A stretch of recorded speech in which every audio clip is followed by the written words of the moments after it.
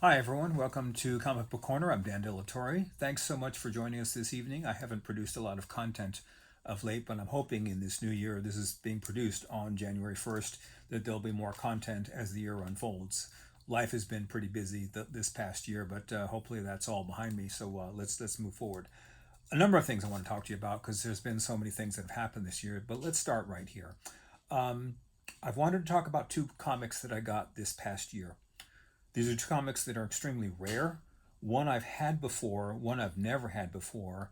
According to Overstreet Price Guide, there's only 100 or so that are known to exist of each of these comics, and I'm just absolutely stunned that I was able to get one of each.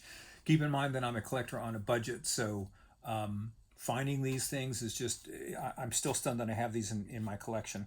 Let's start right here. I believe I teased the last episode with this issue right here, and it's All Winners number 21.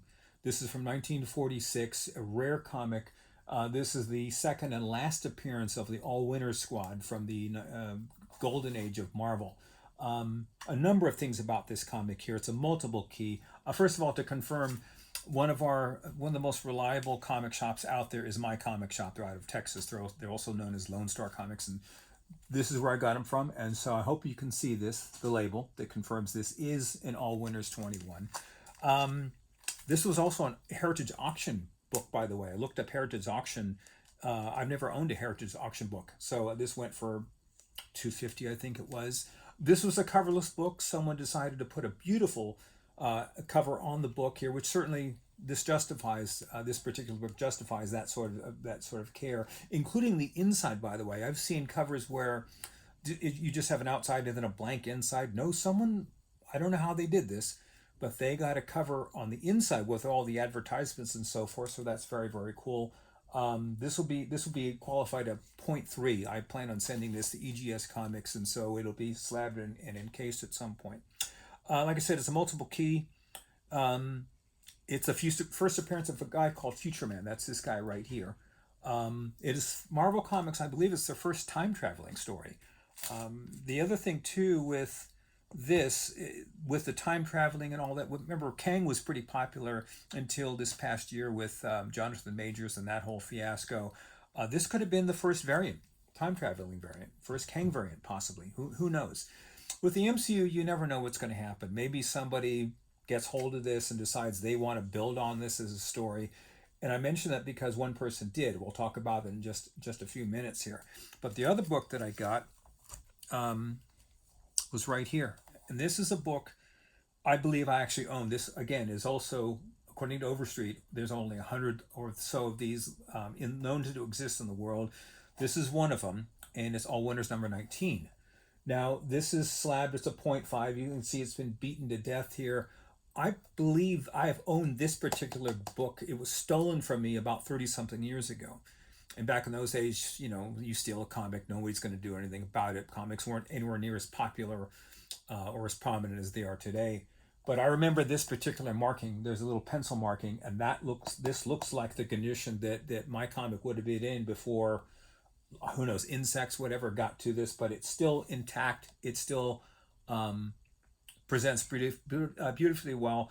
This is the first appearance of the All Winter Squad, which is the only Golden Age superhero team that Marvel ever produced. Why they didn't expand upon this, I don't know. But the history of most comics is so that there's no records. If you go look up Wikipedia or whatever, they acknowledge this. They said there's no real history, no way to piece things together. So I, as an amateur historian, am looking into this and other aspects of comics here because I'm fascinated by it. I'd love to see where we came from.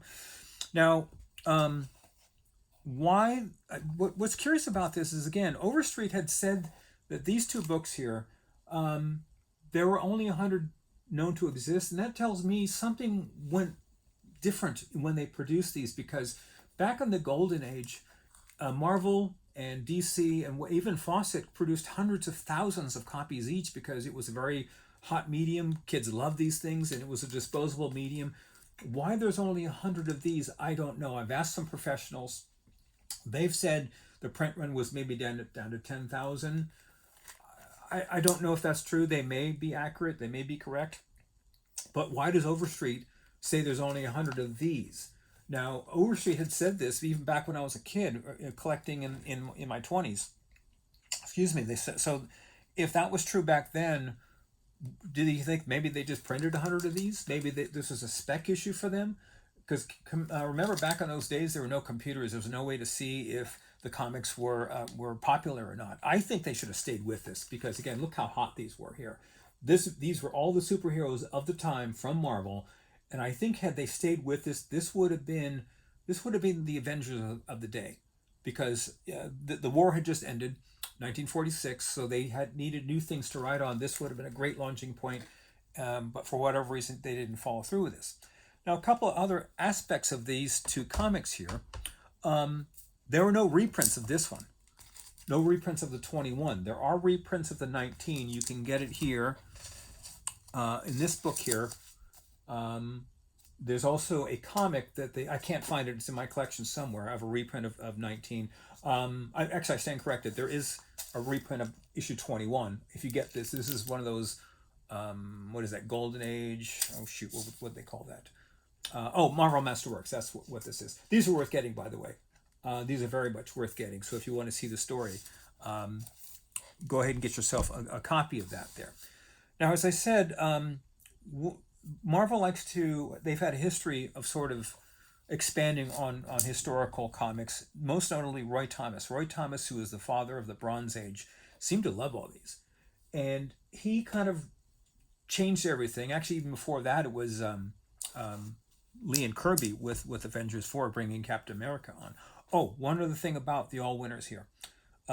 We all know that the story of Avengers 4 right here, Captain America falls into the ice and is revived by the Submariner and the Avengers. But there's nothing written where, what issue, what year, what time frame, other than just after the war, did Cap fall into the ice and was revived here.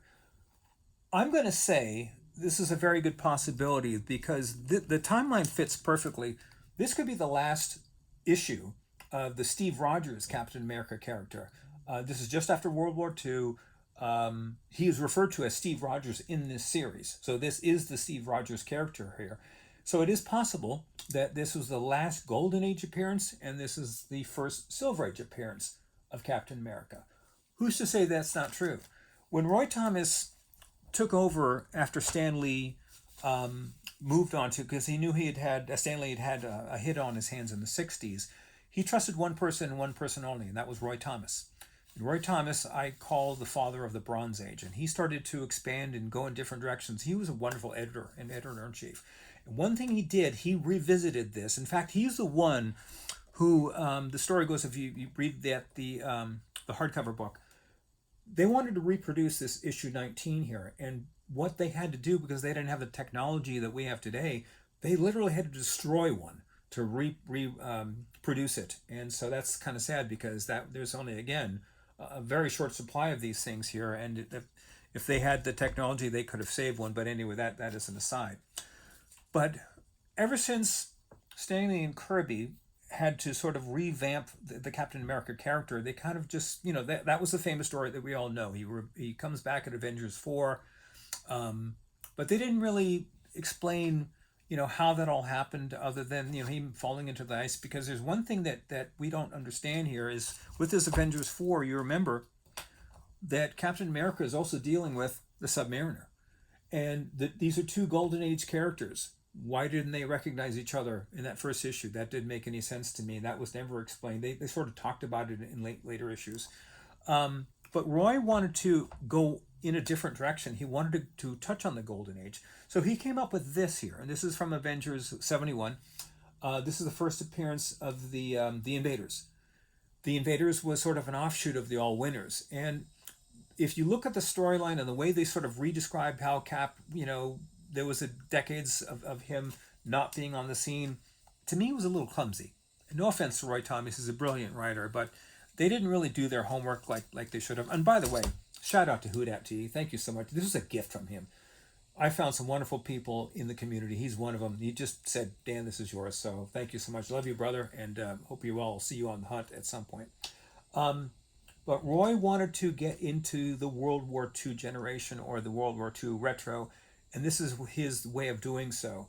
I like the Invaders, but again, the connection of the story from the Golden Age to the Silver to the Bronze Age is clumsy, and that's probably the best way to describe it. Now, I mention all this too, not just to show you how lucky I was to find these, but if the MCU goes down this road, because they're going to need new storyline and new content, new things to bring forward, they may go back into their golden age and revive this sort of team. Who knows? The only thing we've ever seen so far was the first Captain America movie, which was very period specific. It was a great movie, by the way. I didn't expect much from the Cap movie when I first saw it years ago, but I was totally wrong. It was a fantastic movie. Regarding reprints, by the way, I mentioned there is that All Winners 19 that they did reprint. And again, I can't find it. The picture looks exactly like this as you see on this. What do you call that? The Marvel Masterworks. It looks just like that. So if you find it, it's interesting because in the front cover there's some descriptions of the way they put that all together and so forth. But here's another thing that's odd about this is that if you want reprints other than that one I just mentioned here, the only time they ever reprinted it was 2 issues here, and they're both pretty pricey. They start here with All Winners 19 in Marvel Superheroes number 18, the first appearance of the Guardians of the Galaxy. Not a cheap book, but it's one of those square bound books. So they start the storyline here, and they have to finish it in yet another expensive book, not as expensive as the 17. Pardon me, I just reversed that. They started here in 17, they finished it in 18.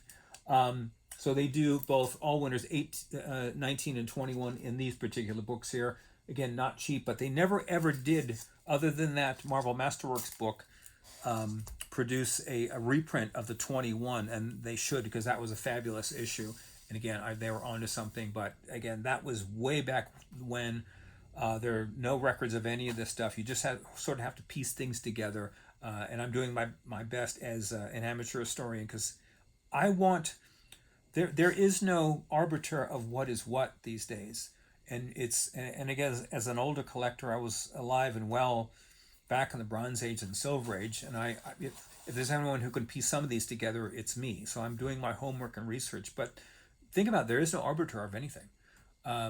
Everyone is going to CGC for what they say and describe regarding history of comics and so forth, and we all know they're wrong about a number of things. Back in the day, it used to be Overstreet. Robert Overstreet, who was the person in charge of that, he had a number of different books that he produced, including the comic book price guide, and there was a wealth of data that was in there. And so I wish I could have access to those people. Today, it's Robert Overstreet surrendered his reign over that particular book, and I don't know who runs it now, and the information that they had is somewhere. I don't know where it is, but that would help if they could have an online presence. You can talk to them, but there's really nobody you could talk to. I mean, the only person I ever talked to was a gentleman at Metropolis Comics. Nice, very nice man. They are knowledgeable, and they will actually call you back and talk to you. I've really appreciated them. I saw them at San Diego Comic-Con and had a few questions for them, and shout out to them for being so diligent in getting back to me. But as time goes on, I will try to come up with more bits and pieces regarding what is what, because someone needs to know what happened back in those days and put all those pieces together. I'm a big fan that if you don't learn from history, you're doomed to repeat it. And also the adage that if you don't know where you've been, you don't know where you are. And again, the comic history is worth looking into. So that is my goal moving into this next year. Everyone, thanks for joining. Happy New Year to you. I'll see you next time. I'm Dan Delatorre, and this is Comic Book Corner.